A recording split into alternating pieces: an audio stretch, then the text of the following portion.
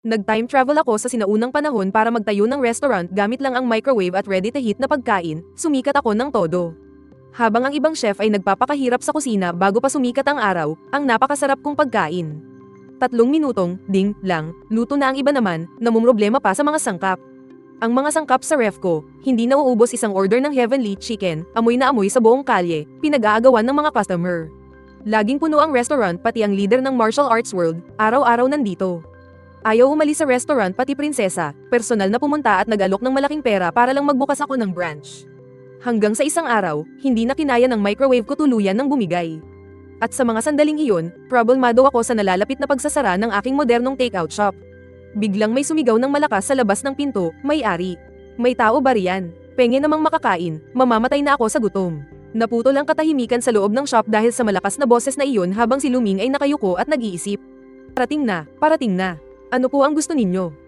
Ang pangako ng shop namin ay ihahain ang pagkain sa loob ng 15 minuto. Kapag lumagpas, libre na, automatikong sagot ni Luming habang itinatago ang kanyang cellphone. Pero pag-angat niya ng ulo, natigilan siya ang dating modernong counter ng maliit na shop. Hindi niya alam kung kailan naging isang anti-gang-in, mga water ink screen, mga mesang pangwaluhan sa bulwagan, hagdan ng gawa sa lumang elm, at malalaking pulang parol na nakasabit sa itaas. Lahat ay banyaga ngunit may kakaibang pamilyaridad, nasaan ako? Dapat nasa sarili kong take-out shop ako, Pagtingin niya sa customer, nakasuot ito ng sinaunang robe, napadpad ba ako sa isang film set? O nananaginip lang ako at naghahalusina? Hoy, may-ari, ano pang tinitingin-tingin mo dyan? Maghain ka na, kahit ano na lang, hindi ako mapili. Naiinip na sabi ng customer nang makitang tulala pa rin si Luming, ay, sandali lang po, papunta na. Mabilis na tumango si Luming at tumalikod papunta sa kusina, totoo man o hindi. Kailangan kong maghilamos para magising, pagpasok sa kusina, binuksan niya ang ref. Kumuha siya ng isang pakete ng kung pao chicken, ang pinakamabenta at pinakamaraming stock sa shop, ginupit niya ang balot at ibinuhos sa plato. Isinalang niya sa microwave, tuloy-tuloy ang kilos habang umiikot ang microwave. Saka lang nagkaroon ng pagkakataon si Luming na buksan ang gripo at maghilamos ng malamig na tubig. Pagkatapos kumalma, huminga siya ng malalim at muling lumabas ng kusina. Mga ilaw, salaming pinto, electric fan, pamilyar na ayos, pamilyar na atmosphere. Mukhang guni-guni ko lang kanina. Hindi totoo yung customer. Teka, kung walang customer edi kusang uminit yung kung pao chicken. Bahala na ako na lang ang kakain total, hindi pa naman ako naghahapunan. Umiling si Luming at bumalik sa kusina sakto, 3.5 minuto, tapos na ang pag-init. Isang nakakatakam na amoy ang lumabas mula sa microwave, kumuha siya ng chopsticks at tinikman ang isang piraso ng manok. Kahit ready to heat lang to, masarap naman pala, hindi ko lang alam kung gaano karaming kemikal ang sangkap nito. Sa may kainan, pagkapasok ni Luming sa kusina, naiwan ng customer na kumakalamang sikmura sa gutom, mag-isang nakaupo sa bulwagan. Kung hindi lang ako sobrang gutom, hinding-hindi ako papasok sa ganitong klaseng shop na walang pangalan. Kung alam ko lang, sana hindi ako nagmadali sa daan na to, sa lintik na lugar na to, walang makainan. Walang matuluyan, napakalaking pagkakamali.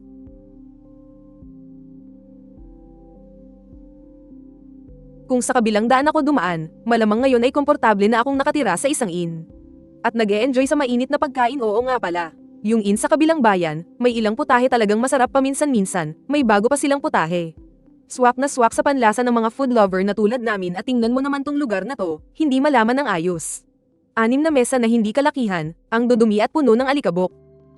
Sa sulok, may agyo pa halatang matagal nang hindi nililinis. O sabihin na nating, matagal nang walang customer na pumapasok ganitong klaseng shop, may lakas pa ng loob na sabihin kayang maghain sa loob ng kalahating oras. Baka naman sa kusina nila, puro dinurog na gulay lang ang meron.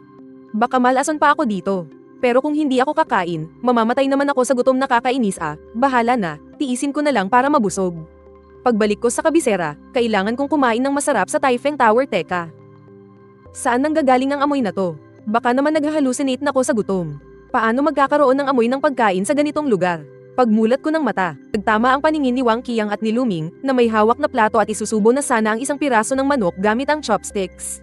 Nagkatinginan sila at naging awkward ang sitwasyon. Boss, anong ginagawa nyo? Mayroon palang may-ari na kumakain ng pagkain ng customer sa harap pa mismo nila. Grabe, di ka panipaniwala. Wala po, sir, tinitikman ko lang po para sa inyo kung luto na. Dali-daling ibinaba ni Luming ang kanyang chopsticks, akala ko kasi kanina guni-guni ko lang. Iniisip ko na sayang naman kung hindi kakainin isa pa, itong mga pre-packaged na pagkain. Kahit ipamigay mo, hindi pa siguradong may tatanggap, paano ko ba naman malalaman na paglabas ko ng kusina? Mapupunta na naman ako sa kakatuwang lugar na to. Sige na, anong tawag sa pagkain to? Nakuha na ng pagkain sa kamay ni Luming ang buong atensyon ni Wang Qiang. Ang bango kasi, sobrang nakakatakam. Ang kulay ng pagkain sa plato ay mapula-pula at may kintab, at buo-buo ang hiwa balot sa malapot na sarsa ang mga piraso ng karne. May kasama pang lunti ang pipino at manilaw-nilaw na mani sa itsura pa lang, kitakam-takam na. Gong Bao Chicken, hindi pa po ba kayo nakakain nito, sir? Medyo nagtatakang inilagay ni Luming ang pagkain sa harap ni Wang Qiang. Ang Gong Bao Chicken ay isang pangkaraniwang lutong bahay lang naman. Halos lahat ng pamilya siguro ay nakapagluto na nito, masarap kung masarap, pero hindi naman siguro dapat ganito katindi ang pagkatakam niya, di ba? Lalo na't hindi naman ito bagong luto. Ito ay isang pre-packaged meal lang, Diyos lang ang nakakaalam kung ano-anong kemikal ang inilagay dito. Pero itong taong to sa harap ko, tingin niya masarap daw. Napunta na ba talaga ako sa ibang panahon? Hindi pa ngayon lang ako nakakita ng pagkain ganito kaganda, kabango, at kasarap tingnan. Ang bango, hindi na makapaghintay si Wang Qiang at kumuha ng isang piraso ng manok. Pagkasubo niya, agad na nanlaki ang kanyang mga mata. Ang lasa. Para bang may buhay na manok na tumatalon-talon sa dila niya. Natunaw sa bibig niya ang malambot at makatas na manok. Napuno ang bibig niya ng malinamnam na lasa ng manok, sobrang sarap. Bukod sa manok, ang lunti ang pipino ay mas malutong at nakakaginhawa. Dahil dito, naging mabango ang buong putahe nang hindi nakakaumay yung mga natitirang sahog na hindi niya alam kung ano. Ay pinirito rin hanggang maging mabango at malutong, napakasarap. Kung may kasama pa itong isang bote ng masarap na alak, para na akong nasa langit. Pero sa isang maliit na kainan sa probinsya, sapat na ang magkaroon ng isang putaheng katanji-tangi, hindi na dapat maghangad pa ng iba. Sa bagay, hindi nga naman nagbebenta ng alak sa shop na to, pang takeout lang kasi ang focus nila. Sinong takeout store naman ang nagbebenta rin ng alak? Basta't masaya ang customer, ayos na. Nang makitang ganadong-ganado kumain si Wang Qiang, medyo nahiya pa si Luming. Ang isang pre-packaged meal na 5 yuan lang isang supot ay hindi karapat-dapat sa ganitong papuri. Malamang galing sa kung anong industrial flavoring ang amoy na yun, at para naman sa lambot ng manok. Hindi ko alam kung anong mga kemikal at pampalasa ang idinagdag. Ang pinaka nakakatakot ay may shelf life ito na hanggang 2 taon. 1 taon at kalahati na ang nakalipas, isipin mo na lang kung gaano karaming preservatives ang kailangan para mapreserba ito ng 2 taon. Siyempre, para sa presyo nito na 5 yuan isang supot, may kasama ng karne at gulay. Basta't hindi ka magkakasakit, sulit na rin sarap, sobrang sarap. Hindi pa ako nakakatikim ng ganito kasarap na pagkain. Isa pa, hindi, bigyan mo ako ng 10 pa.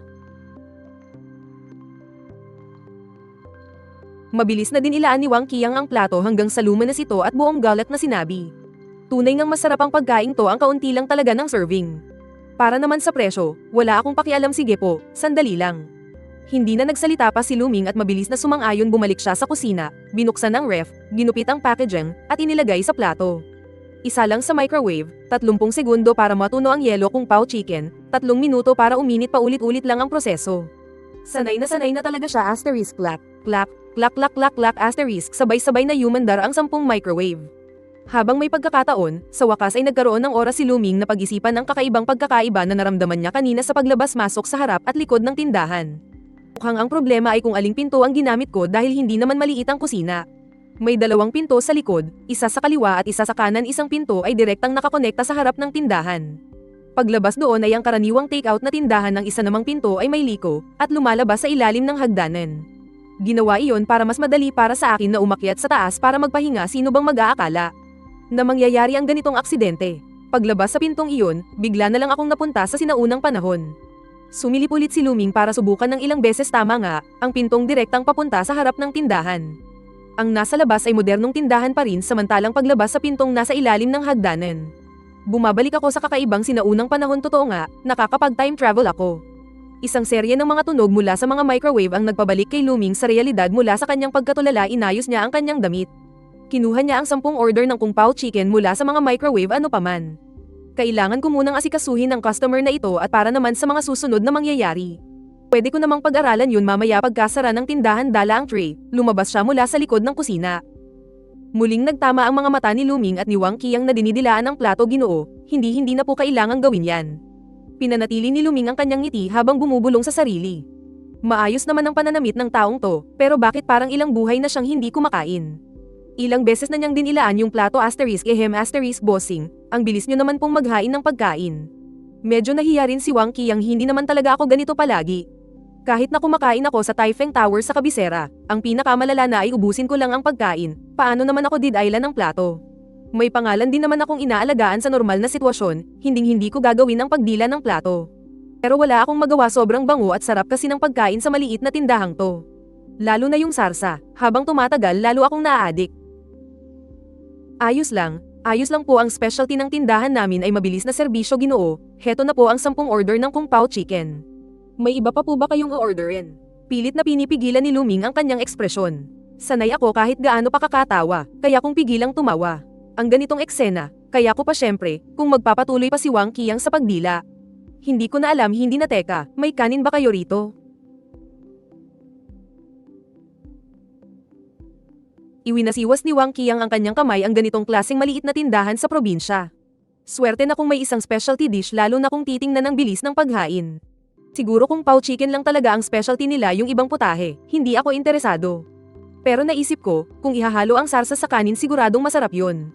Meron po, Ginoo, meron po mabilis na tumango si Luming.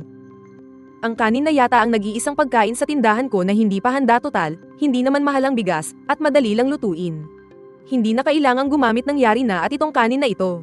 Espesyal ko pang natutunan sa isang magaling na chef ibabad ang bigas sa mainit na tubig sa isang bar ice na kahoy, patakan ng ilang sesame oil. Tapos patungan ng 1 o 2 piraso ng espesyal na sausage hindi yung nakapak na ham, kundi gawang bahay, piniling dekalidad na baboy na giniling at isinilid sa balat ng bituka. Isang dekalidad na sausage na binilad sa araw sa loob ng buong 81 araw ang kanin na isinaing kasama ng ganitong sausage. Ay may konting tamis at amoy ng karne sobrang sarap. Siyempre, pinili rin ang bigas na ginamit pinili ko yung simple pero espesyal na wachang rice. Ang sinaing ay kumikinang at buo, at mabango malambot at makunat pero siksik, at katamtaman ng tamis. Buhaghag ang bawat butil, masasabing isa ito sa pinakamataas na uri ng bigas. Ang pinakaimportante ay sulit ito hindi man may kukumpara sa pinakamataas na uri ng bigas. Pero panalo naman sa pagiging abot kaya at masarap ang pinakamahalaga sa lahat, hindi ito niluto sa rice cooker, kundi isang custom-made na dekalidad na bar ice na gawa sa kahoy. Ang kanin na sinaing sa ganitong uri ng bar ice ay may kakaibang bango. Kapag pinagsama ang tatlo, hindi malilimutan ang lasa ito rin ang dahilan kung bakit kahit pareho kaming nagbebenta ng pre-cook na pagkain. Ang takeout namin ay nakakabenta ng mahigit 1,000 orders sa isang araw may mga customer na dumarayo para lang sa kanin na ito. May iba naman na kahit hindi nila alam na dahil ito sa kanin, pero dahil sa pag-angat ng kanin sa lasa. Mas nagiging masarap ang pre-cook na pagkain, kaya nagiging suki na namin sila. Sa mga oras na ito, wala na namang gaanong customer kaya kinuha na lang niya ang lahat ng kanin na pinainit buong araw. Pinunya ang isang malaking palanggana para sa kanya, Ginoo, heto na po ang kanin ninyo. Inilagay ni Luming ang palanggana ng kanin sa katabing mesa sa mesa ni Wang Qiang, mayroon ng 10 plato ng Kung Pao Chicken. Maliit ang mesa, hindi na talaga magkasya. Napatingin si Wang Qiang na sarap sa pagkain sa pagtingin niyang iyon, halos mabulunan siya. Kanin, maputing kanin isang buong malaking palanggana ng puting kanin. Isang malaking palanggana ng puting kanin ang nasa harap ko, nanikip ang lalamunan ko muntik na akong mabulunan sa pagkain sa bibig ko. Anong problema, Ginoo? Masyado po bang maraming kanin? Ayos lang po, pwede ninyong salinan ng mangkok ninyo gamit ang kutsara kainin nyo lang po kung gaano karami ang gusto ninyo. Akala ni Luming, nagrereklamo siya dahil sobrang dami ng kanin kung iisipin, 10 plato ng Kung Pao Chicken. Kahit hindi gaano karami ang bawat plato, marami pa rin kapag pinagsama-sama idagdag pa itong malaking palanggana ng kanin, talagang mabubusog ka ng husto. Hayaan na nga ang matitirang kanin ay gagawin ko na lang sinangag bukas. Mas masarap naman ang sinangag kapag bahaw, hindi. Ang ibig kong sabihin, talagang puting bigas ang gamit nyo. Inayos ni Wang Qiang ang kanyang paghinga. Sa wakas ay nalunok din niya ang pagkaing bomara sa lalamunan niya bago siya nagsalita. Ano pa ba, kung hindi bigas, anong gagamitin natin? Napakamot sa ulo si Luming, medyo naguguluhan, ganoon ba kayaman ang bayan ninyo? Dahil nagpapatakbo ka ng restaurant, ang mga pangunahing customer mo ay siguradong mga karaniwang tao sa paligid. Sa panahon ngayon, ang puting bigas ay hindi basta-basta kayang bilhin ng isang ordinaryong pamilya.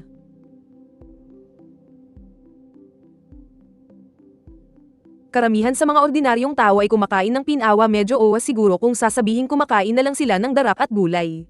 Pero imposible talagang laging puting kanin ang kainin ng mga kayang kumain ng puting bigas araw-araw. Ay galing sa mayayamang pamilya kahit na ang isang karaniwang opisyal na may ikapitong ranggo. Kung hindi sila corrupt, kailangan din nilang kumain ng mas mababang klase ng bigas paanong posible na laging puting kanin ang kakainin nila. Ang ganito kalaking palanggana ng puting kanin, hindi ito mura. Bigla.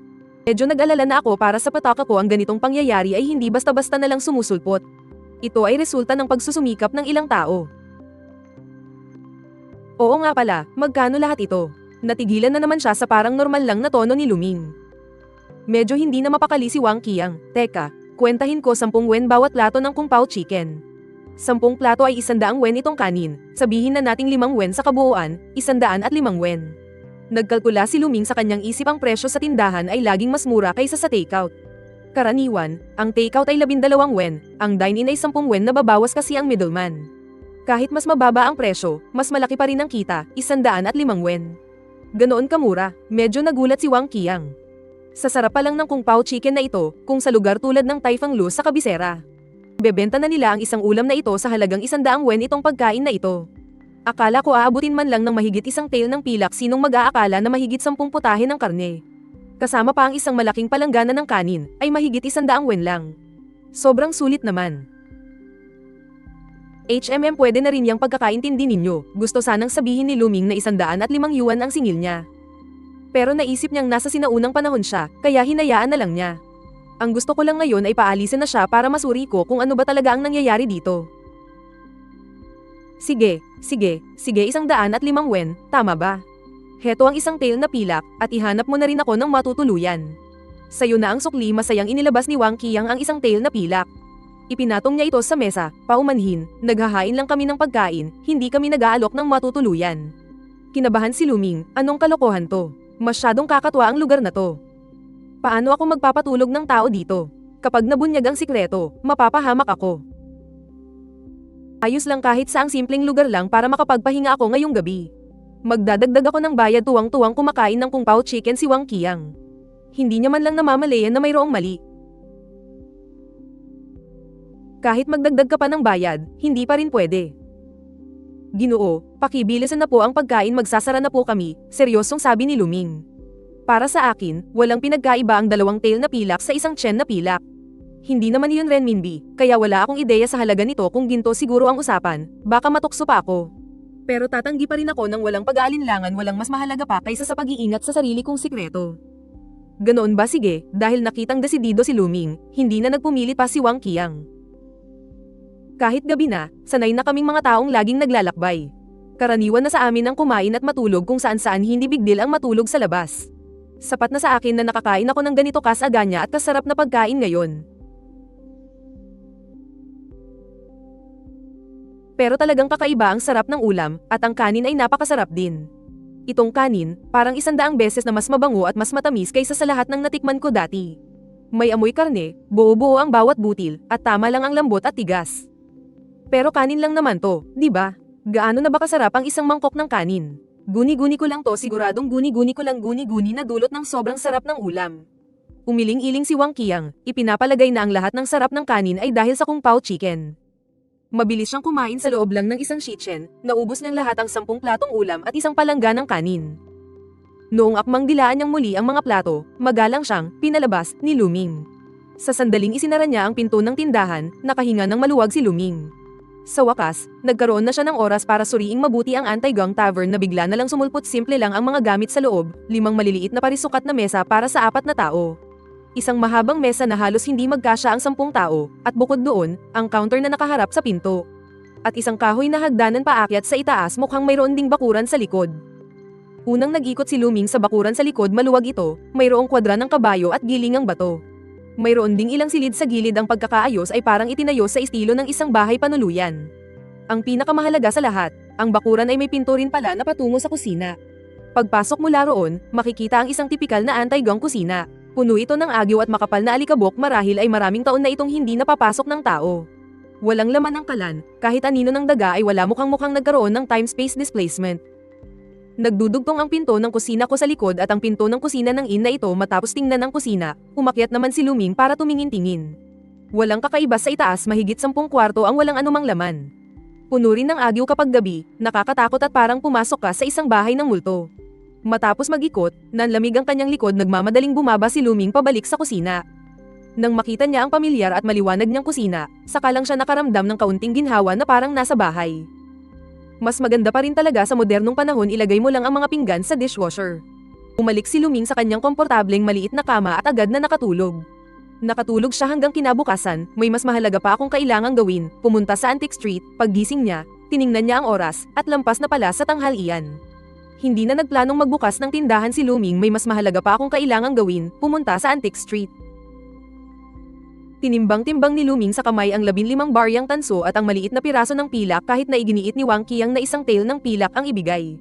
Pero hindi ko tinanggap ang sobra, hindi ko kinukuha ang perang hindi para sa akin, lalo na't may napagkasundoan na kaming presyo. Kung ano ang presyo, yun lang ang sisingilin ko. Kung gusto ko talagang kumita ng mas malaki, edi sa susunod na lang ako magtataas ng presyo. Hindi ako yung tipo ng negosyanteng sakim sa tindahan ko, laging malinaw na nakalagay ang presyo. Hindi ko gawain ang manlamang ng customer, naglakad-lakad muna siya sa kalye. Pumili siya ng isang antique shop na nagustuhan niya at pumasok. Ang pera ng sinaunang panahon ay pera pa rin ng sinaunang panahon. Para mapalitan ito sa modernong pera, kailangan ko munang alamin kung magkano ang halaga nito. Oy, boss, ano pong hanap natin? Ang may-ari ng antique shop ay isang palangiting matandang ginoo. Mukha siyang mabait, hindi po ako bibili. Mayroon po akong ilang gamit dito, gusto ko sanang hilingin sa inyo, boss, na pakisuri naman po. Hindi na nagpaligoy-ligoy pa si Luming, inabot niya agad ang mga baryang tanso at ang piraso ng pilak. I hope pwede bang malaman kung saan galing ang mga ito? Pamana ba ng mga ninuno nyo? Oh, isang sulya pa lang ng matanda ay nag-aalangan na siyang nagtanong, binili po. Mabilis na nag-imbento ng dahilan si Luming. Binili mo bilang isang antik? Parang ganun na nga po, tumango si Luming. Balak ko po talagang ibenta bilang antik total, galing naman po ito sa sinaunang panahon. Akong ganun, pasensya ka na sa sasabihin ko, I hope, pero mukhang peke ang nabili mo. Umiling ang may-ari, na may halong panghihinayang sa mukha. Peke. Hindi po siguro, medyo natulala si Luming. Posible kayang napunta talaga ako sa isang film set kagabi. Pero tiningnan ko bago ako umalis kanina, nandoon pa rin yung tindahan. At hindi naman ako nananaginip kagabi. Kung binili mo ito bilang antik, siguradong peke yan. Tingnan mo itong Dachentong Bao, huwag na nating pag-usapan ang mga salita, balikan natin ang kasaysayan. Sa loob ng 5,000 taon, kailan ba nagkaroon ng dinastiyang Qingchen? Isa pa, ang pinaka-importante sa mga antigo ay ang patina at oxidation. Napakabago ng itsura nitong baryang tanso, siguradong wala pang 20 taon mula nang gawin to. Ang masasabi ko lang, ang gumawa nito ay sobrang tamad, halatang ayaw man lang gumastos para magmukhang totoo. At saka, Aiho, bakit naman ang dali mong kausap? Ito hindi ko na alam kung paano sasabihin. Hindi ka naman siguro gumastos ng malaki dito, no? Ang tingin ng may-ari kay Luming ngayon ay para na siyang nakatingin sa isang tanga. Paano niya nagawang bilhin ang isang bagay na halatang halata namang peke? Hindi naman po gaanong kalakihan, mga 115 piso lang po, medyo naguluhan si Luming. Hindi ko nga po naisip yang parteng yan, pero kung iisipin ko nga naman, tama.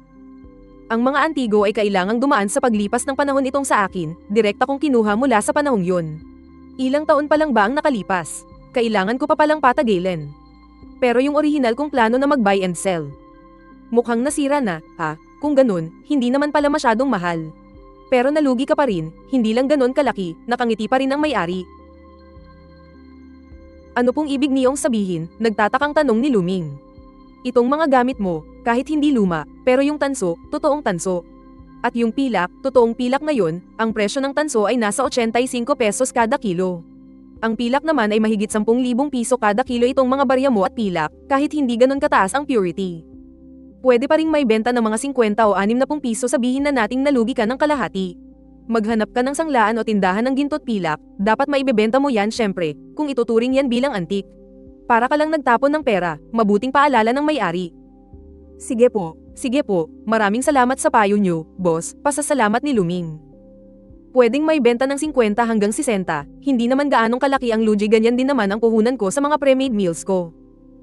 Pero ang problema, wala rin akong kinita, narrator, pagkaalis sa antique shop. Naghanap pa ng ilang tindahan si Luming para magtanong, iisa lang ang sagot na nakuha niya sa lahat. Kaya medyo nawalan siya ng gana, umasa pa naman siyang kikita ng malaki mula rito. Mukhang kailangan na niyang kalimutan ang planong yun. Kung gusto niyang kumita, kailangan niyang taasan ang presyo ng mga pagkain niya. Pero kahit ganun, hindi pa rin kalakihan ang kikitain niya. Ano ba naman to? Bakit ang hirap kumita ng pera? Nakapag-time travel na nga ako sa sinaunang panahon, parang may cheat code na ako. Pero ang hirap pa rin kumita, nakakainis na nakakatawa. Pagbalik sa tindahan, mga alas 3 o alas 4 na ng hapon, hindi na siya tatanggap ng mga delivery order para sa araw na ito. Pero gusto ko pa rin alamin kung ano ang sitwasyon doon sa kabilang mundo. Kahit hindi ako kumita roon, kailangan kong ayusin yon dahil kung hindi, baka may makapasok dito mula roon. Magkakagulo ang mundo, baka dapat harangan ko na lang ang pinto na to. Napatingin si Luming sa pinto sa likod ng kusina, tila natutuksong gawin ito. Mabuti na lang at nanaig ang katinoan niya, mas mabuting alamin muna kung saan ba talaga ang lugar na yon. Ganoon pa rin kaluma ang itsura ng inn tulad kagabi. Naglakad si Luming papunta sa pinto at itinulak ito para buksan. Isang mahinang, kalabog, ang narinig, at isang maliit na anino ang nagmamadaling tumayo mula sa sahig. Pasensya na po, boss, hindi ko po sinasadya.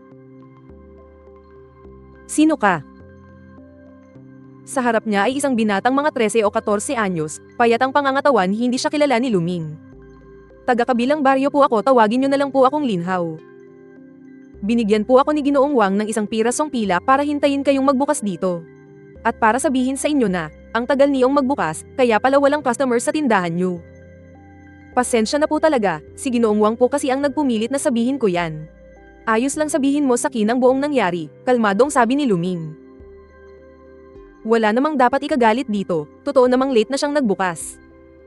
Nag-hire pa talaga ng tao para lang latein siya. Halatang halata na sobrang nasisiyahan siya sa kainang ito, yung tipo ng pagkasatisfy na nanggagaling sa inis dahil hindi niya nakain ang pagkain gustong gusto niya. Sa totoo lang, ito na ang pinakamalaking pagkilala para sa maliit na kainan. Kung ordinaryong customer lang yun, matagal nang umalis. Sino ba namang gagastos para lang magreklamo? At gaya ng inaasahan, mula sa bibig ng binata, naintindihan na ni Luming ang pangkalahatang nangyari. Hindi pala talaga umalis si Wang Qiang kagabi. Natulog siya mismo sa harap ng pinto. Akala niya, kapag natulog siya hanggang umaga, makakapag-almusal na siya ng masarap bago tumuloy sa paglalakbay, pero kinaumagahan. Hindi nagbukas ang tindahan na inaasahan niyang bukas na. Sige, kung hindi nagbukas, edi hindi busog pa naman siya mula kagabi. Hindi rin naman siya gaanong gutom kung hindi magbukas sa umaga, tiyak na magbubukas sa tanghali, di ba? Kaya naghintay si Wang Qiang, umaasang makakain ng maayos bago umalis. Ang resulta, hindi lang ako nagbukas noong umaga, hindi rin ako nagbukas noong tanghali. Nang makita niyang hindi na siya aabot pabalik kung hindi pa siya aalis, napilitan si Wang Qiang na sumuko na lang.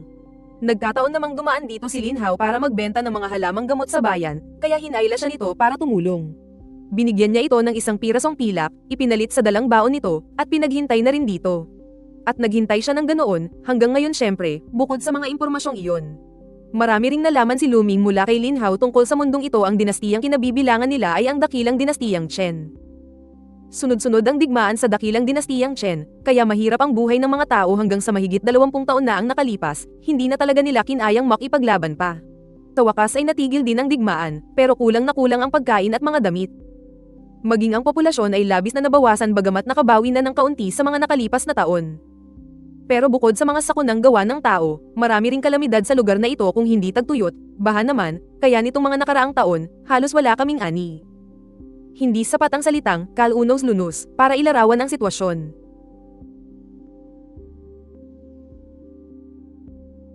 Sa ngayon, ang mga karaniwang tao ay 2 mangkok lang ng lugaw na gawa sa ligaw na gulay ang naiinom sa isang araw. Ang kanin ay para lang sa mga mayayamang pamilya. Maging ang mga karaniwang may-ari ng lupa ay umaasa lang sa mga butil at dawa para mabusog. Ang puting kanin ay isang pambihirang bagay na natitikman lang tuwing bagong taon. Syempre, kung may mahirap sa mundong ito, natural na mayroon ding mayaman. Hindi naman lahat ay walang pambili ng pagkain. Kung hindi, wala sanang mga restaurant. Ang mga binatang tulad ni Wang Qiang ay halatang halata na hindi namumroblema sa pera. Pero itong bayan kung nasaan ako ay hindi talaga maituturing na isang maunlad na lugar. Ang tawag dito sa amin ay Keihua Town dati. Ito ang pangunahing daanan papunta sa kabisera. Dahil dito nagtatagpo ang mga ruta sa tubig at lupa, isa itong mahalagang bayan para sa mga negosyante at manlalakbay. Ang kaso, mahigit 20 taon na ang nakalipas dahil sa digmaan.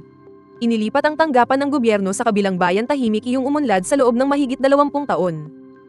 Matatag na ang ekonomiya at pamumuhay doon, at dahil nandoon pa ang tanggapan ng gobyerno, direktang nahatak nito ang mga tao. Ang resulta, itong Keihua Town ngayon, bukod sa mga orihinal na residente at mga dumadaan lang, ay halos wala ng katao-tao. Pagkakaunti ang tao, natural na hindi rin uunlad ang ibang mga bagay. Ganito rin nagsara ang tindahan ko dati. Dati, isa itong abalang commercial street. Ngayon, wala na lahat. Kung hindi ko binuksan ang pinto, para na itong patay na kalye, boss, hindi ko po talaga sinasadya. Ay, oo nga po pala. Pinapalinis din po sa akin ni Young Master Wang ang restaurant. Para sa susunod niyang pagpunta, hindi na magulo. Pagkasabi niyon, tumayo si Linhao at akmang hahanap na ng basahan. Ngunit biglang kumalam ang kanyang tiyan. Kruwak, hindi ka pa kumakain. Medyo nagulat si Luming. Doon niya naalala na sinabi ni Linhao kanina na ipinalit ni Wang Qiang ang kanyang baon. Akala niya ay nagtira ito para sa sarili. Mukhang tapat na bata. Wala pong natira, okay lang po. Mabilis naman po akong magtrabaho pagkatapos nito, uuwi na rin ako para kumain yung isang pirasong pilak na bigay ni Young Master Wang. Sapat na po para sa pamilya namin sa loob ng ilang buwan kahit kinuha niya lahat ng baon ko, panalo pa rin po ako. Mabilis na sinabi ni Lin Hao, ganto na lang, kukuha muna kita ng makakain. Wala kaming masyadong ibang bagay dito, pero sagana kami sa pagkain, sabi ni Luming habang naglalakad papunta sa kusina. Tutal, ilang barya lang naman ang halaga nito, hindi naman pwedeng hayaan ng isang taong magtrabaho ng gutom. Pagkalipas ng 3.5 minuto, isang kakaibang bango ang kumalat sa loob ng restaurant. Ang bango, sinisinghot-singhot ni Lin Hao ang amoy na parang isang tuta. Oh, kainin mo na, inilabas ni Luming ang isang plato ng kung pao chicken. May kasama pang isang mangkok ng puting kanin. Nako, masyado po itong mahalaga, hindi ko po matatanggap, sabi ni Lin Hao, kahit na halos tumulo na ang laway niya. Pero nandoon pa rin ang katinoan niya, puting kanin, at mabangong ulam na may karne. Pagkain ba ito para sa isang simpleng taga-probinsya na tulad ko? Baka maubos pa ang buong kinita niyang isang pirasong pilak para dito, okay lang yan, ituring mo na lang na bayad sa trabaho mo. Walang baalang sinabi ni Luming, hindi po pwede. Nagbigay na po ng bayad si Young Master Wang. Hindi na po ako pwedeng tumanggap ng isa pa o kaya, ito na lang pong mga dala ko, ipapalit ko sa pagkain. Nagkataon po kasing namitas ako ng mga halamang gamot kaninang umaga para ibenta sa bayan, hindi pa po ako nakakarating sa tindahan ng gamot. Nang harangin ako ni Wang Qiang pero yung mga gamot po sa basket ko, pinulot ko lang kung saan-saan. Hindi ko po alam kung magugustuhan nyo, boss, ito ba ay wild ginseng? Natural na hindi pamilyar si Luming sa mga halamang gamot pero ayos lang, mayroon siyang Universal Image Recognition Software. Mabilis siyang kumuha ng litrato at agad na identify ng software na ito ay Wild Solomon's Seal. Ipinakita rin nito ang presyo, 50 yuan kada kilo. Tingnan mo itong basket, siguro mga 5 hanggang 6 na kilo to pwedeng mabenta ng mahigit 200. Mas marami pa to sa binigay ni Wang Qiang kahapon, anong masasabi mo? Pwede bang ipagpalit? Nag-aalangan si Lin Hao. Dati, ang isang basket niyang ito ng halamang gamot ay ilang kasing lang kung ibenta sa batika. Hindi niya alam kung sisipat ba ito para pambayad sa pagkain. Pwedeng-pwede. Sa susunod, kung may mga halamang gamot ka ulit, dalhin mo muna sa akin para tingnan ko.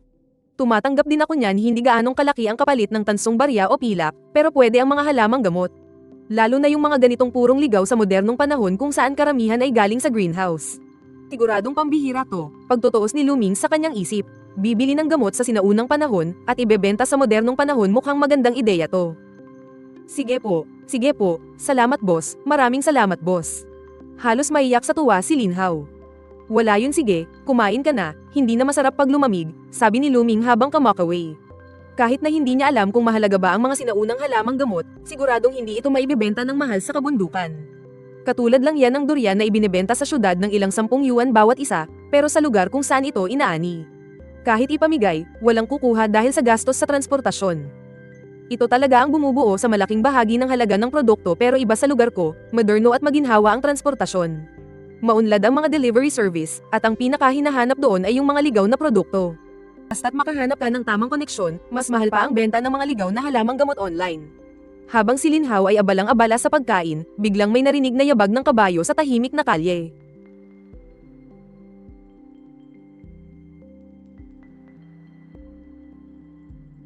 Binibini, nahanap ko na may isang tindahan dito. Dito nanggagaling ang mabangong amoy, pero mukhang marumi ang tindahan na to. Alis na lang kaya tayo? Huwag po kayong umalis. Hindi pwedeng umalis. Kasalanan ko po lahat, hindi ko agad nalinis. Nang marinig ni Luming na gustong umalis ng alalay, hindi siya gaanong nag-react. Tutal, wala naman akong kikitain masyado sa kanila sa pagtakbo niya. Ang bango ng kung pao chicken ay direktang umabot sa pintuan, kaya't maging ang alalay na nakatayo sa labas ay hindi napigil ang lihim na sumangot. Binibini, mabango nga po. Pero marumi pa rin, alis na lang po tayo. Sinanay po ako na laging isipin ang kapakanan ng Binibini, napakaseselan po ng aking amo. Paano po siya kakain ng pagkain mula sa ganito karuming tindahan? Tingnan nyo na lang po ang itsura nitong tagapagsilbi. Siguradong hindi rin malinis sa loob ng tindahan, sa totoo lang. Ayoko na talagang pumunta rito sa simula pa lang.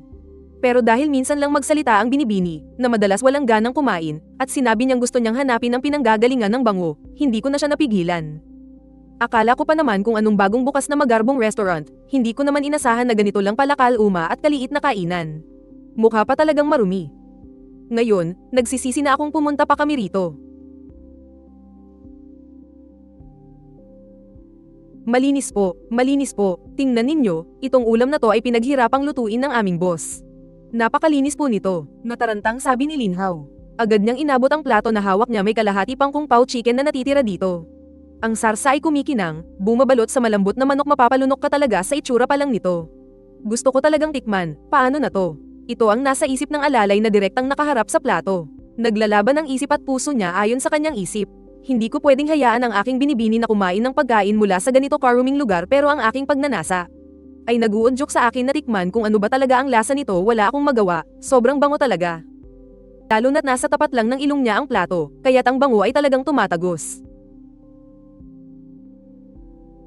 Napakalunok si Chingya, sasabihin na sana niyang siya muna ang unang titikim.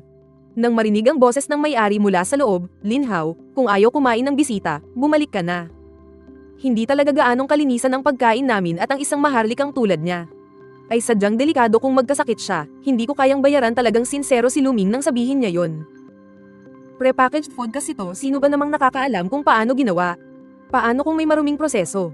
Walang makapagsasabi okay lang sa iba. Tulad ng mga tao ngayon, araw-araw kumakain ng takeout at instant food, sanay na kaya hindi ko na kailangang mag-alala. Si Wang Qiang, halatang martial artist, kung hindi, imposibleng makakain siya ng ganoon karami sa isang upuan. Kaya hindi rin kailangang mag-alala si Linhao naman, lumaki sa pagkain ng butil at ligaw na gulay. Lalo nang hindi dapat ipag-alala ang hindi nakakasama sa kanya ay lalo lang siyang palalakasin. Pero itong nasa loob ng karwahe base sa alalay, sa mga tagasunod, at sa itsura ng karwahe. Alam mo nang isa siyang senyorita na inalaga ang mabuti sa bahay, isang dalaga na sanay sa natural, organiko, at malinis na pagkain. Kakain siya ng mga prepackaged food namin na gawa sa kung ano-anong teknolohiya. Natatakot talaga akong baka magkasakit siya. Kaya yung sinabi ko kanina, wala talagang bahid ng panunuya. Puro katotohanan lang yun, galing sa konsensya ko, mamang may-ari, paumanhin po. Pasensya na sa alalay ko, hindi siya marunong magsalita, kukunin ko ang pagkain yan. Binibini, hindi po ako nagbibiro, marumi po talaga ang pagkain namin, huwag na huwag niyo po sanang kainin. Magtatae po kayo, baka magkasakit pa, mahinahong paliwanag ni Luming. Ayoko po talagang magkaroon ng gulo, pero ang ganitong klase ng paliwanag ay mas parang pang-iinsulto pa. Ang dating sinong may-ari ng restaurant ang magsasabing marumi at hindi malinis ang pagkain nila. Hindi ba't parang siraulo yun? Naiintindihan ko.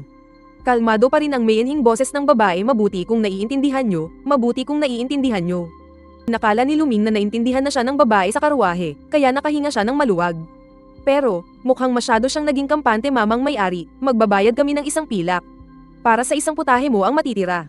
Ay ituring mo na lang na paumanhin ko sa inasal ng alalay ko, Chingya, magbayad ka na. Senyorita, hindi po ba't masyadong malaki ang isang pilak? Nag-aalangang sabi ng alalay na nagngangalang Chingya. Kahit gaano pa kasarap ang pagkain to, hindi to nagkakahalaga ng isang pilak. Magbayad ka sa pagharap sa sarili niyang alalay. Hindi na ganoon kabait ang boses niya, seryoso ito, halatang gusto nang tapusin ang usapan. Gulat at humanga akong tumingin sa boss ko sa isang iglap lang. Kumita na agad si boss ng isang pilak. Kung ako yun, kailangan ko pang mag-empake sa pantalan. O magtrabaho sa tindahan ng tsaa ng 1 o 2 buwan. Pero si boss, sa isang kainan lang, kinita na niya yun. Isa siyang Diyos sa paningin ko.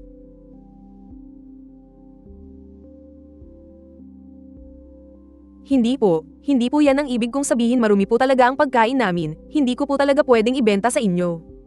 Kung hindi, kaninong responsibilidad kung sumakit ang tiyan nyo? Hindi nasilaw si Luming sa bigla ang alok na pilak. Mas nag-aalala siyang masangkot sa gulo at saka, hindi rin talaga ako kampante sa prepackaged food namin. 5 barya lang ang isang supot, hindi ko talaga masisiguro ang kalidad. Walang problema kung magkasakit man ako, problema ko na yun, hindi mo kailangang managot, mamang may-ari. Parang wala lang sa kanya ang sinabi ko, sinubukan ko pang tumanggi ulit. 10 pilak, malinaw na naiinip na ang babae sa karwahe. Isang swoosh ang narinig at isang piraso ng pilak ang lumipad mula sa loob ng karwahe. Sakto itong lumapag sa kamay ni Luming, tinimbang-timbang niya ito, hindi kulang, hindi sobra, eksaktong 10 pilak. Kung ganun, lilinuin ko lang, kapag nagkasakit kayo, hindi nyo ako pwedeng balikan para guluhin. Nagdesisyon si Luming, tanga lang ang tatanggi sa pera. Hindi ko naman aawayin ang pera, total, kumain naman ang lahat. Walang dahilan para hindi ito makain ng isang senyorita na pinalaki sa layaw. Pagkasabi nyon, tumalikod si Luming at pumasok sa kusina. Sanay na sa proseso, kaya mabilis lang at naluto na ang isang mangkok ng mabangong kung pao chicken. Noon pa, para masunod ang gusto ng ilang customer, sadyang bumili si Luming ng mga lalagyan na gawa sa kahoy para sa takeout. Tamang-tama at magagamit na ngayon, maya-maya lang, isang kahon ng kung pao chicken. At isang kahon pa ng kanin, ay maayos nang naimpake, miss. Huwag na huwag niyo po sanang kakainin yan. Talagang marumi po ang luto ko, masayang tinimbang-timbang ni Luming ang mabigat na pilak sa kanyang kamay. Habang nakatingin sa papalayong karwahe, kunwari mabait pa siyang nagpaalala. Miss, sobra na siya. Nana Nadia na talaga. Si Qingya, na nasa tabi ng karwahe, ay narinig ang boses na nagmumula sa malayo sa likuran nila. Inakala niyang nangaasar pa rin si Luming kaya napapadyak siya sa inis paulit-ulit daw ba namang sabihing marumi ang tindahan niya. Hindi ba't iniinsulto na rin nito ang sinabi niya kanina? Nagbayad na nga sila ng napakalaki. Pero nangaasar pa rin yung may-ari napakasama talaga ng ugali. Hayaan mo na, hindi na lang tayo babalik doon, malinaw at kalmado pa rin ang boses ng binibini. Tila walang bahid ng anumang emosyon, kung ganun miss, anong gagawin natin sa pagkain na to? Gusto niyo po, tikman ko muna para malaman kung may problema. Gustong itapon ni Qingya pero nanghihinayang siya paano ba naman, sobrang bango kasi. At saka, mukha po talagang masarap, sige.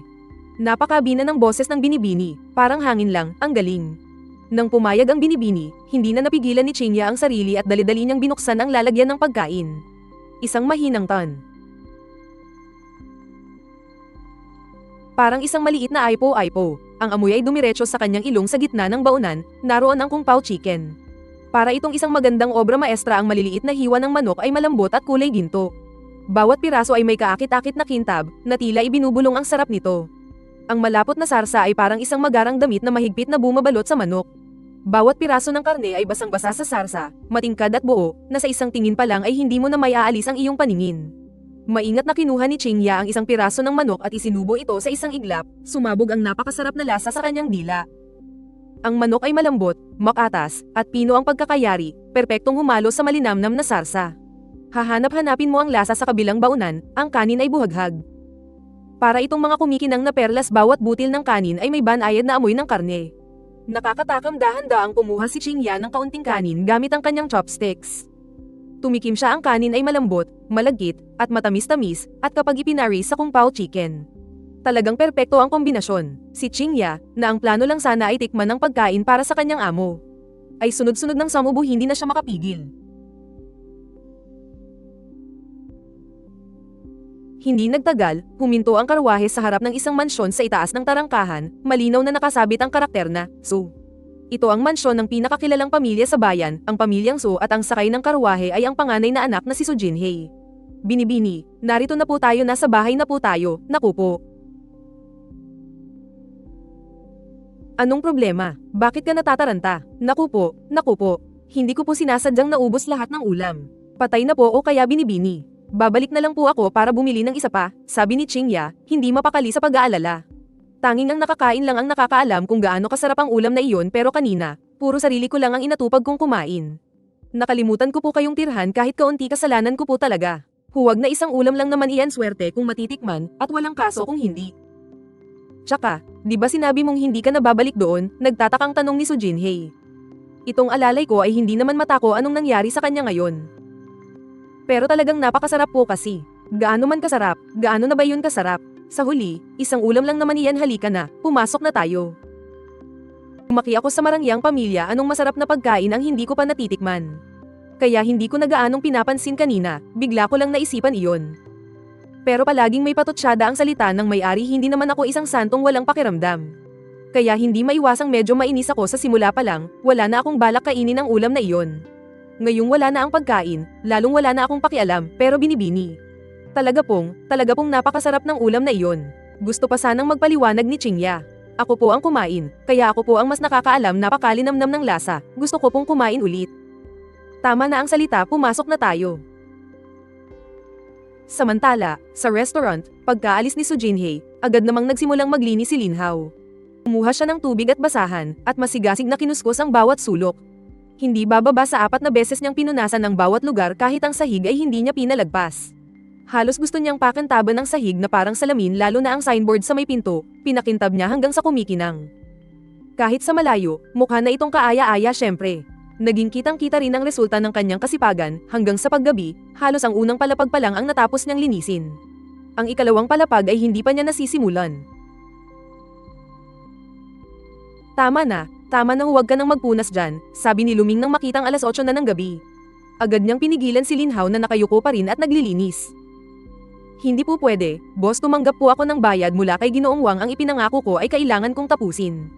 Hindi tumigil sa ginagawa si Lin Hao. Una, tumanggap ako ng bayad, kaya hindi pwedeng hindi ko gawin ang trabaho.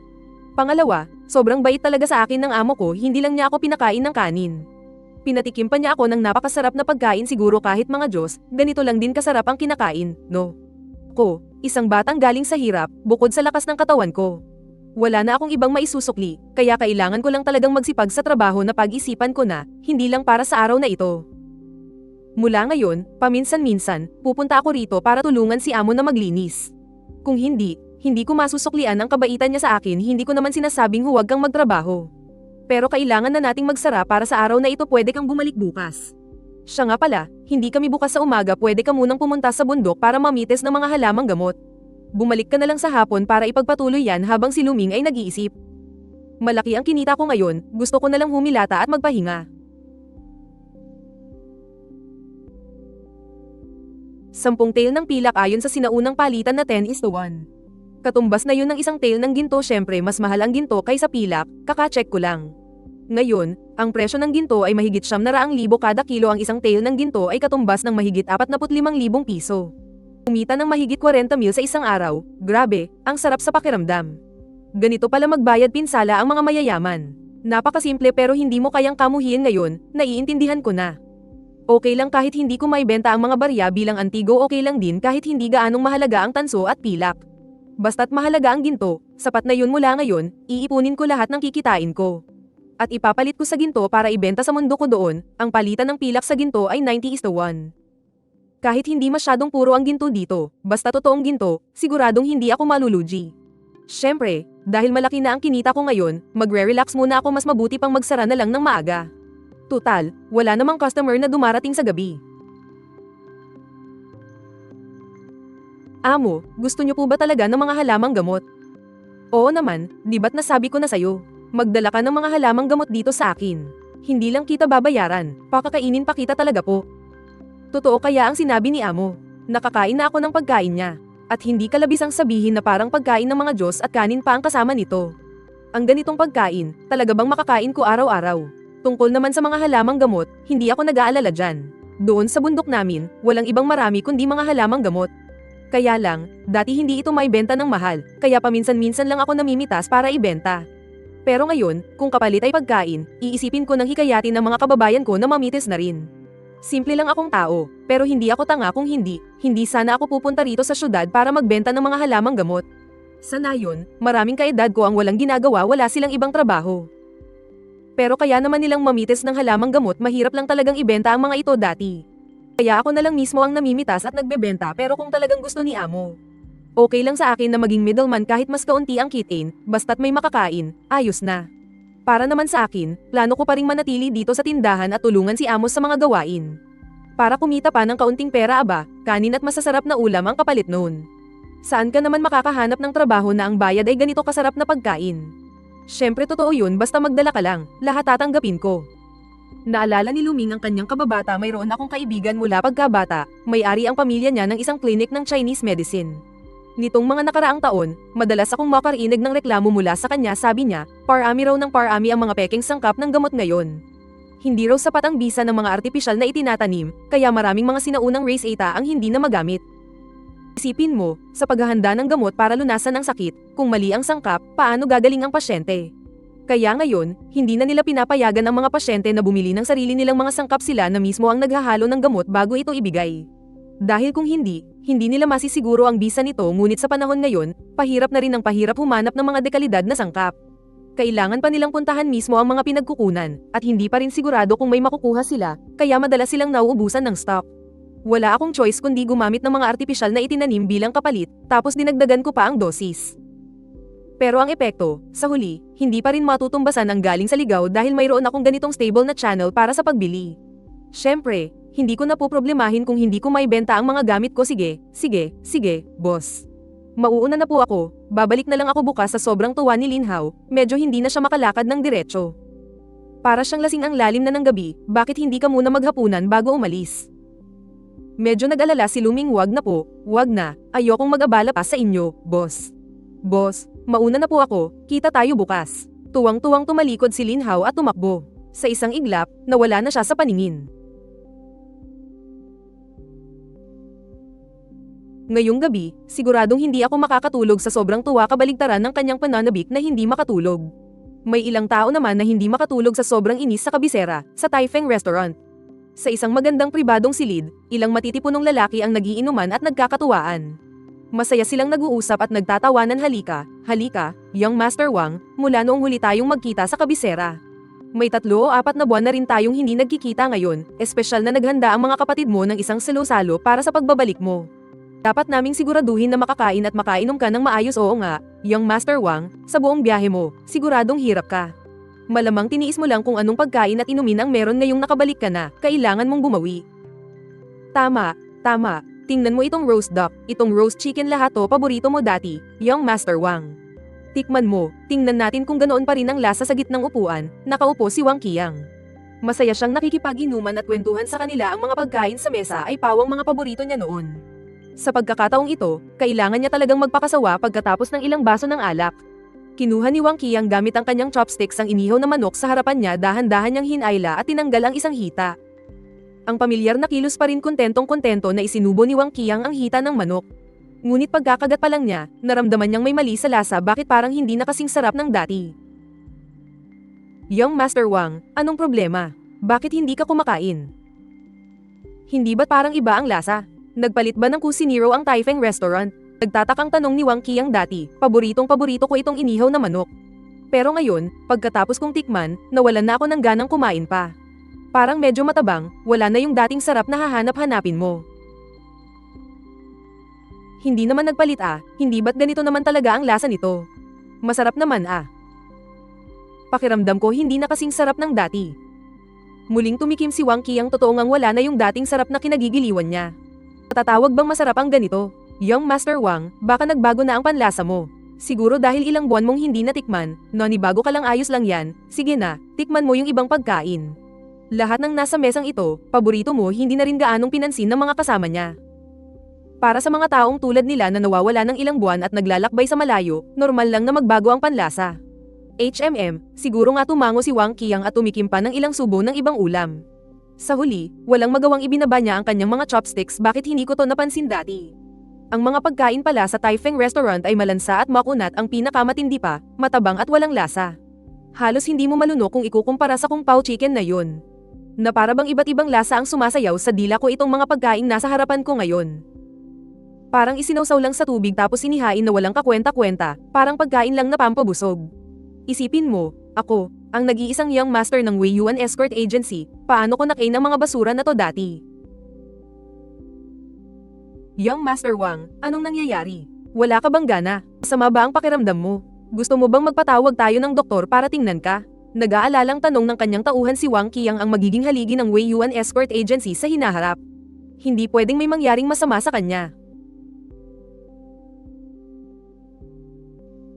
Isipin nyo, ang negosyo ng ating Wei Yuan Escort Agency ay umaabot sa 27 probinsya ng Dacheng, mula Hilaga hanggang Timog.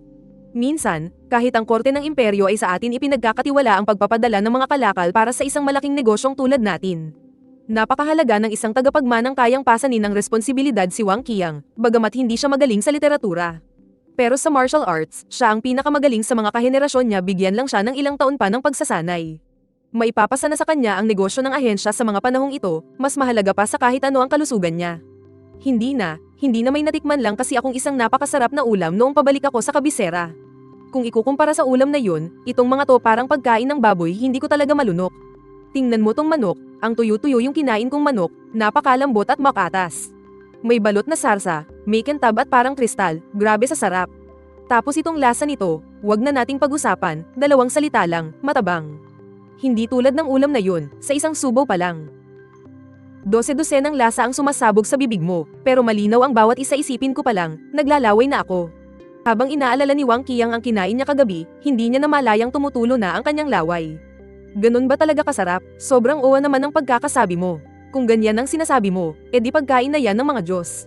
Natural lang na hindi naniwala ang mga tauhan niya. Lahat tayo rito ay mga tagapagsanggalang. Ilang taon na nating nilalakbay ang buong bansa. Marami na tayong nakitang sikat na kainan sa iba't ibang lugar, pero sa totoo lang, pagkatapos ng lahat ng paglalakbay, Ang 8 malalaking restaurant pa rin dito sa kabisera ang pinakamagaling, hindi naman sa pangit ang sa ibang lugar. Pero hanggang kapantay lang sila ng 8 malalaking restaurant, paanong magkakaroon ng isang taong nagluluto na kayang gawing parang walang kwenta ang mga pagkain ng 8 malalaking restaurant? Baka kahit ang mga hepe sa kusina ng imperyo ay hindi maglalakas loob na magyabang ng ganyan, di ba?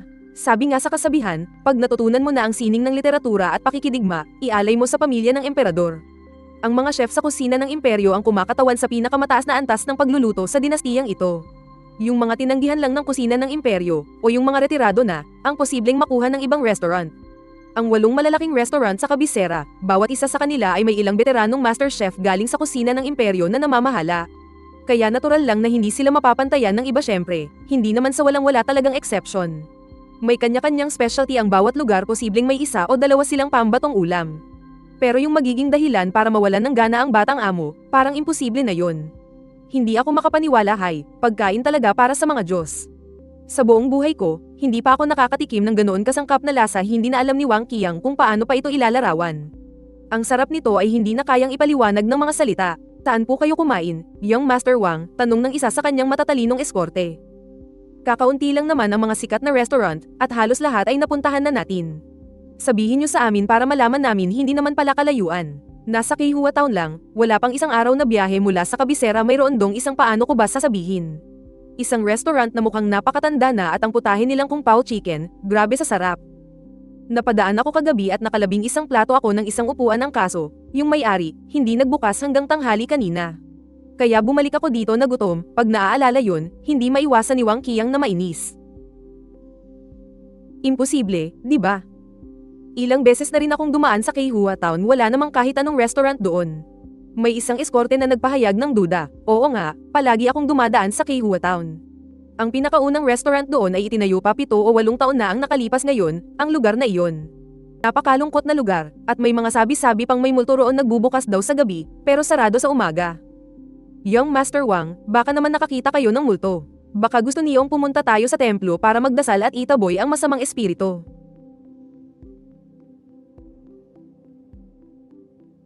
PWE, PWE, PWE. Ako'y isang bantay na malakas ang dugo at puno ng kabutihan. Pati multo, umiiwas sa akin, paano naman ako makakakita ng multo? Saka, kahit na makakita man ako, dapat isang magandang multo na sumisip-sip ng kaluluwa, paanong magiging isang multong nagbebenta ng pagkain? Kahit iyon ang sinasabi niya, kinikilabutan na si Wang Qiang, baka naman nakatagpo nga siya ng isang restaurant ng mga multo.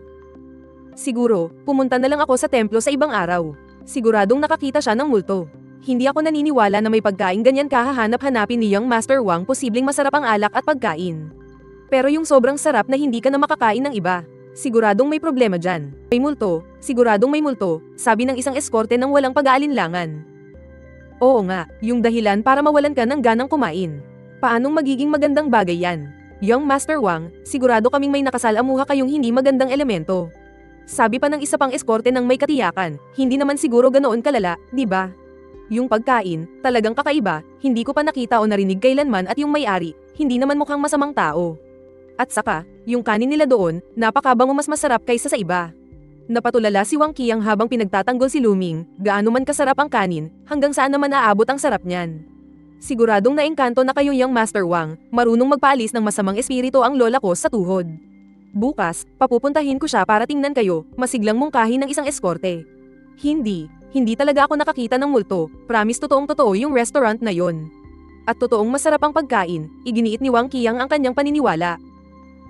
Young Master Wang, hindi naman sa hindi kami naniniwala sa inyo, sobrang hindi ka panipaniwala lang po kasi ng sinasabi nyo. Nagbubukas sa gabi, 100 beses na mas masarap, tapos sarado sa umaga, saan ka naman makakakita ng ganyang restaurant sa mundo? Sa tingin ko, mas mabuting maghanap na tayo ng manggagamot para mapaalis ang masamang espiritu, sabi ng iba, na puno ng pagdududa. Hay, ang init ng ulo ko. Bakit ba ayaw niyong maniwala sa akin? Pagkain talaga yun ng mga Diyos, hayaan nyo na, hindi nyo pa naman natitikman. Hindi ko maipaliwanag sa inyo, nainis na rin si Wang Qiang. Young Master Wang, huwag nyo naman pong sisihin ang mga kapatid, hindi pa namin natitikman, kaya paano kami maniniwala? Ganito na lang, total hindi naman kalayuan sa kabisera ang lugar na yun, at dahil gusto ni Young Master Wang kumain. Mabilis lang naman tayong makakarating doon kung magkakabayo, ilang oras lang, bakit hindi nyo nalang dalhin bukas ang ilan sa amin na walang gagawin para makita namin? Hindi na natin kailangang magtalo kung totoo o hindi, malalaman natin kapag natikman na natin. Isang mas nakatatandang eskorte ang namagitan. Si Tio Lo talaga ay isang veteranong eskorte na may ilang dekadang karanasan sa paglalakbay. May sapat na karanasan, sige, napagkasunduan na. Pero, hindi pwedeng tirhan ang lugar na yun at hindi rin alam kung kailan magbubukas. Ganito na lang, bukas medyo huli na tayo umalis, tapos maaga tayong babalik. Sumigla rin si Wang Qiang. Gusto ko nang kumain ngayon ng tunay na kung pao chicken, hindi problema ang layo.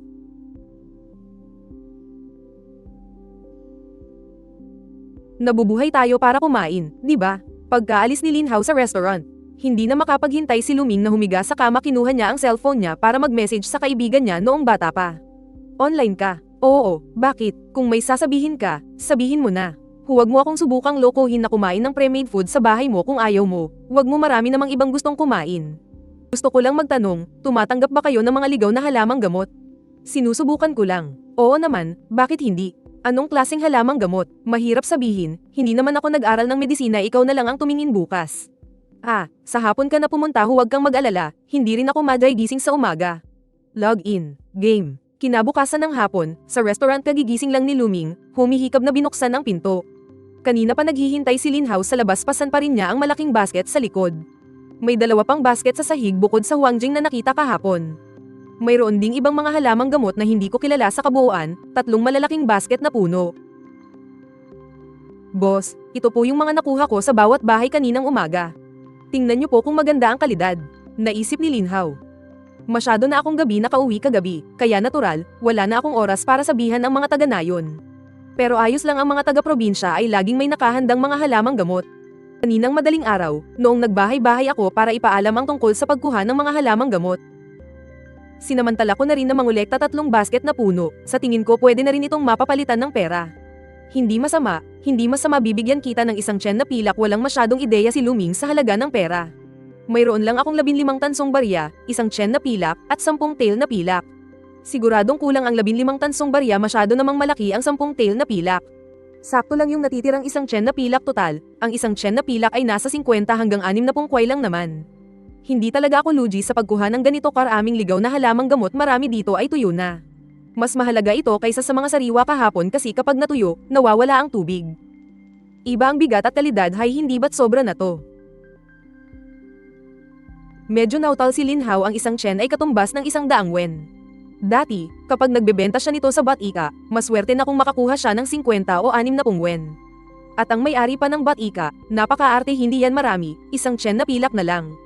Walang ingat na inihagis ni Luming ang isang tiyan na pilak na natanggap niya ilang araw na ang nakalipas kay Lin Hao. Tumunog ang notification ng cellphone. Mukhang nandito na yung kausap ko. Tinamad na lang mag-reply si Luming. Binuhat niya ang mga basket ng gamot at naglakad papunta sa kusina. Gustong tumulong ni Lin Hao, pero agad siyang pinigilan. Huwag na, bawal ang tagalabas sa kusina, malinaw sa isip ni Luming. Kahapon habang naglilinis, pinakita ko na kay Lin Hao yung sinaunang kusina. Pero hindi ko siya pwedeng papasukin sa modernong kusina, kaya hindi ko na lang siya papasukin para iwas gulo. Sige po, boss, magtatrabaho na ako. Sumunod naman si Lin Hao. May sariling mga patakaran ng restaurant sa mga sinaunang propesyon, mahalaga ang pagiging kumpidensyal. Kahit na tagapagluto, karpintero, o doktor. Lahat sila ay maingat sa kanilang mga apprentice. Maraming bagay ang hindi pwedeng basta-basta tingnan. Lalo na sa pagluluto, minsan, sa ilang silip lang, matututunan mo na. Kaya makatwiran lang na hindi nagpapapasok si Luming sa kusina. Hindi ito magdudulot ng hinala. Sige na, ikinaway ni Luming ang kanyang kamay, dala ang basket ng gamot at dumaan sa kusina. Bumalik siya sa kanyang modernong takeout shop. SHHHK. Itinaas ang roll-up door, at isang payat na figure ang lumitaw sa labas. Ang tao sa labas ay matangkad at may suot na salamin na may itim na frame. May maamong mukha, mukhang isang iskolar. Ito ang kababata ni Luming. Si Shaoli, si Li Tongren, na ang pamilya ay may-ari ng isang traditional Chinese medicine clinic. Grabe! Ang dami namang magagandang bagay dito. Saan mo nakuha to? Ang mga ninuno ng pamilya ko ay may kaugnayan kay Li Shizhen na sumulat ng Compendium of Materia Medica. Masasabing galing kami sa pamilya ng mga TCM practitioner. Kung totoo man o hindi, wala nang masyadong nag-uusisa sa panahon ngayon kung wala kang pangalan. Walang maglalakas loob na magpatingin sa isang TCM doctor. Hindi ba't magkasama pa tayong naglalaro kagabi? Bakit ang aga mong nagising? Bilis, patanjin nga ako kung anong mga laman yan. Bago pa man tuluyang mabuksan ni Luming ang salaming pinto, sumiksik na agad si Li Tongren sa siwang. Dir-diretso siyang sumubsob sa basket ng gamot. May 5 taong gulang na Huang Jing. At may 10 taong gulang pa. Siguradong wild ito. Magandang klase to. Chang Quizi. Maganda rin to sa labas. Mabebenta to ng mahigit 100 yuan kada kilo. At itong Zhu Xiang Yishahao, napakagandang klase talaga. TP Shihu. Halos 100% wild. Bihirang mahanap. Sa merkado, nasa 30 hanggang 50,000 yuan kada kilo to. Teka, saan mo ba talaga nakuha ang ganito karaming magagandang bagay? Habang tumatagal, lalong nagningning ang mga mata ni Li Tongren. Kahit hindi gaanong marami ang bawat isa nito, ang lamang ay sa pagiging bihira nila. Sa panahon ngayon, kung gusto mong makahanap ng wild, kailangan mo pang pumunta sa malalalim at liblib na kabundukan. Kung hindi, puro artificial na lang ang mga tanim sa lahat ng lugar, hindi ka talaga makakakuha ng purong wild na medicinal herbs. Sabi nga nila, isang taong pagtatanim ng gamot, 3 taong lupang pagod, malaki ang konsumo sa sustansya ng lupa kapag nagtatanim ng medicinal herbs. Hindi talaga kaya ng lupa na ginagamit sa artificial planting, kaya naman maraming sinaunang formula ang parang peke na lang. Sa totoo lang, hindi ang formula ang may problema, kundi ang mga sangkap. Kung peke na ang gamot, natural na hindi lalabas ang epekto. Pinadala ng kamag-anak ko sa probinsya, pinapahanap ako ng pagbibentahan. Kukunin mo ba o hindi? Medyo nagulat din si Luming, akala niya, sapat na kung makakakuha lang si Lin Hao ng mga ordinaryong gamot. Sino ba namang mag-aakala na kahit libo-libong halaga ng gamot ay kaya niyang kunin? Ang galing ng batang to. Kukunin. Syempre kukunin. Paano hindi kukunin? Sakto, kulang kami sa mga gamot na to sa bahay. Pero sa totoo lang, bukod sa akin, walang ibang maglalakas loob na kumuha nito. Sa susunod na magkaroon ka ulit ng wild, kahit anong gamot pa yan, itago mo lang muna, huwag kang maingay. May mga gamot kasing hindi pwedeng ibenta sa merkado, pero may koneksyon kami sa itaas. Kaya naming ayusin yan, huwag kang mag-alala tungkol naman dito sa dala mo, titimbangin ko pag-uwi. Mamaya, ita-transfer ko na lang sa WeChat mo, huwag kang mag-alala, itong TP Shihu pa lang, ilang 10,000 na ang halaga. Itong dala mo, mabebenta to ng hindi bababa sa 70 hanggang 80,000. Alis na ko, pinasan ang basket ng gamot, mabilis na tumakbo si Li Tongren at nawala na lang na parang bula na iwan si Luming sa likod na walang magawang sumigaw.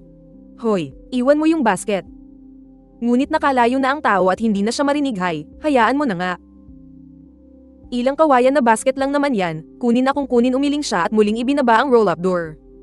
Dir-diretsong bumalik si Luming sa sinaunang panahon mula sa kusina. Biro ba naman, sa isang araw lang kumita na siya ng mahigit 100,000. Malinaw na malinaw kung alin ang mas may magandang kinabukasan dito sa sinaunang tavern. Masipag pa ring nagpupunas ng sahig si Lin Hao, pero habang tinitingnan siya ni Luming, lalo siyang nahihiya. Ang mga halamang gamot na iyon kanina ay nagkakahalaga ng hindi bababa sa 10 tail na pilak, pero isang tiyan lang ang ibinayad ko. Medyo kinukonsensya ako sa kinita ko. Kahit pa sabihin kung si Lin Hao mismo ang magbebenta, siguradong hindi niya maibebenta sa ganoong presyo. Pero hindi pa rin ako mapakali. Malaki dapat ang espasyo, matatag ang seguridad, at matalino.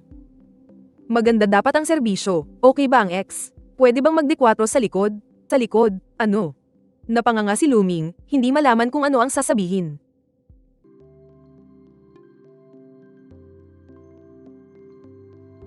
Boss, may kailangan po kayo. Nagtatakang tumingala si Lin Hao. Wawala naman, bibilhin ko na rin pala yung mga basket mo ng gamot. Heto ang 15 baryang tanso para sa'yo, paubos na rin ang pera ni Luming.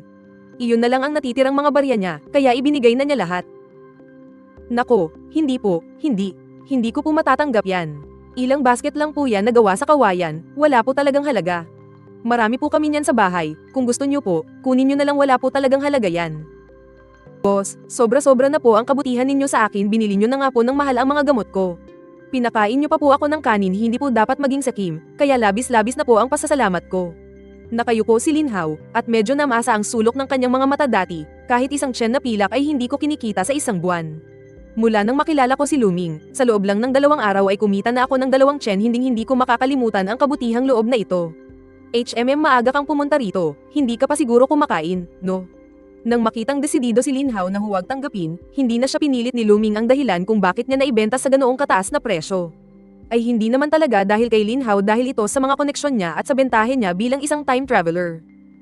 Kung ipipilit kong ibigay ang pera, baka hindi pa maging maganda ang resulta. Alam ko naman yung kasabihan na kapag konti ang tulong, tatanawin itong utang na loob, pero kapag sobra-sobra, baka maging kaaway mo pa. Dahil hindi ko maibigay ang pera, sa ibang paraan ko na lang siya aalagaan. Hindi po ako gutom, hindi. Busog po talaga ako. Naglalaway na si Lin Hao sa isip niya. Umaga pa lang ay umakyat na ako ng bundok para manguha ng gamot, tapos nagmamadali akong pumunta rito bago mananghalian. Wala talaga akong oras kumain, paanong hindi ako magugutom? Kaya lang, dahil hindi naman binanggit ni Luming, nahihiya naman akong humingi. Kasi sa pagkakatanda ko, napakamahal ng pagkain iyon kahapon nga, may isang binibini na gumastos ng 10 tail na pilak para lang sa ganoong pagkain. Iniisip niya ang kinain niya kahapon 10 tail na pilak yun. Kung hindi ko kinain yun, maaari kayang mapalitan yun ng 10 tail. Pero iniisip lang niya yun, halata namang espesyal na kaso lang yung kahapon.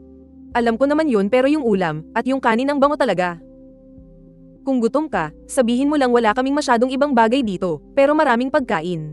Maghintay ka dyan, kukuha kita ng pagkain, dadagdagan ko ng 2 ulam ngayon. Sabi ni Luming habang papunta sa kusina. Pagbukas niya ng ref, hindi siya agad kumilos. Dahil magdadagdag siya ng ulam, kailangan niyang pumili ng masasarap. Ang Kung Pao chicken ang may pinakamaraming stock. Ang pangalawa sa pinakamabenta ay Yakshang Rosie, pero medyo maanghang ang ulam na ito, at sa pagkakaalam ko, wala pang sili sa panahong ito. Kung kakainin ito ng mga tao rito, baka hindi nila kayanin. Baka sumakit pa ang tiyan nila at kung hindi naman lalagyan ng sili. Pasensya na, pre-made na itong ulam na kapreset na ang mga pampalasa. Gusto mo ng hindi gaanong maalat, walang sili, walang bawang, walang cilantro, walang sibuyas. Pasensya na, lumabas ka na lang sa kaliwa. Ganito talaga ang lasa ng pagkain ko, nasa sayo na kung kakainin mo o hindi, kaya ipagpapaliban ko muna ang Yakshang Rosie. Lumalaki pa ang bata, kaya pumili ako ng mabuti. Sa wakas, nakapili ako ng 2 ulam na ikinasisiyahan ko. Sweet and sour pork at twice cooked pork ang Yakshang chicken. Kung Pao pork, lahat ay mga sikat at may bentang takeout na pagkain sa merkado. Ang Kung Pao pork din ang may pinakamaraming stock. Pinunit niya ang mga pakete at kumuha ng 3 plato. Para sa Kung Pao chicken, pareho pa rin ang pamilyar na proseso, gupitin, ilagay sa plato, at initin. Pagkalipas ng 3.5 minuto, sabay-sabay na tumunog ang microwave ng 3 beses, ding. Ding, ding. Bagong luto na ang 3 pre-made na ulam, dala-dala ang tray, kalmadong lumabas si Luming. Sa lobby, nagtatrabaho pa rin si Linhao, pero hindi niya namamalayan, bumagal na ang kilos ng mga kamay niya. Para siyang isang manggagawa na umorder ng pagkain bago matapos ang shift sa tanghali. Nasa pagkain na ang buong isip niya, paano pa siya gaganahang magtrabaho. Buti na lang, mabilis pa ring magluto gaya ng dati sa lugar ni Luming. Pagkalipas ng 3.5 minuto. Isang matapang at mabangong amoy ang humalimuyak mula sa kusina. Ang isa ay pamilyar na amoy ng Kung Pao chicken. Hindi na alam ni Linhao kung ano yung 2 ulam pa, pero pakiramdam niya, medyo maasim yung isa. Pero sigurado siyang masarap. Hindi nagtagal, nakita na rin ni Linhao ang itsura ng 3 ulam. Hindi na natin pag-usapan ng Kung Pao chicken yung sweet and sour pork, mamula-mula, may kintab, at mamantika. Matamis-tamis na nakakatakam na babalutan ng ibabaw nito ng maningning na sweet and sour sauce. Kumikinang ito sa ilalim ng ilaw, at naglalabas ng nakakatakam na kintab. Kahit hindi mo pa ay lapit, pumapasok na agad sa ilong mo ang matamis at maasim na amoy. Hindi mo mapigil ang maglaway. Tapos, tingnan mo naman yung twice cooked pork. Gawa ito sa liempo na may tamang-tamang taba at laman, hiniwa ng manipis, at ginisa sa sobrang init. Lumabas na ang mantika mula sa taba, medyo umikot ang mga hiwa ng karne, at may pagka-golden brown na ang gilid ng laman. Para bang isinasalaysay nito kung gaano ito kasarap. Bawat hiwa ng karne ay nababalot sa sarili nitong mantika, kaya sobrang kintab. Bahagyang nakabalot ang mantika sa karne, kumikinang na nakakatakam. Isang tingin pa lang, ganadong-ganado ka nang kumain, lalo na sa panahong ito na kahit kanin, hirap makakain. Ang karne ay isang pambihirang bagay. Ang isang ulam na tulad ng twice cooked pork na halatang-halatang mamantika ay isang bagay na kahit sa bagong taon, 2 sulyap lang ang pwede, 2 sulyap lang, bawal na tumingin pa. Ang kainin ito, nako, huwag mo nang isipin pa. Ngayong may isang platong ganito na nakahain sa harap niya, paano matitiis ng isang taga-probinsya ang ganitong tukso? Ito ang ipang susubok sa mga tao. Sinong ordinaryong tao ang makakatagal sa ganitong pagsubok? Boss, ito halos hindi malaman ni Linhao kung saan ilalagay ang kanyang mga kamay sa sobrang tuwa. Kahapon, yung Kung Pao chicken pa lang, buong gabi ko nang ninamnam, tapos ngayon, 3 ulam agad ang binigay sa akin ni boss. Sobrang naantig ako, parang gusto kong iuntog ang ulo ko sa sahig ng 300 beses para sa Panginoon. Biyaya talaga ito ng langit. Ako na matagal nang naghihirap, ay nakakilala ng isang mabuting taong tulad ni boss. Sige na, kain na, bilisan mo nang kumain. Hindi na yan masarap pag lumamig. Nakasanayan na ni Luming na sabihan ang mga customer na kumain habang mainit pa. Kapag lumamig ang ulam, bumabalik ito sa texture na parang galing sa freezer. Kakaiba ang pakiramdam. Kung hindi, parang may lasang ref. 3 frozen pre-packaged na ulam lang naman yan na 15 pesos lahat. Hindi na kailangang maging ganyan ka-excited.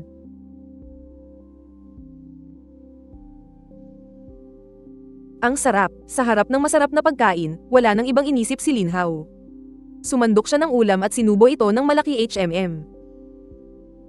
Masayang-masaya si Lin Hao sa kanyang isipang matamis at maasim na lasa ng sweet and sour pork ang pinakakaakit-akit para sa isang batang kaedad niya. Yung mga mamahaling sangkap tulad ng asukal at suka, kailan pa siya nagkaroon ng pagkakataong matikman yun sa buong buhay niya. Sa unang beses niyang matikman, parang nabago ang buong pananaw niya ang sarap.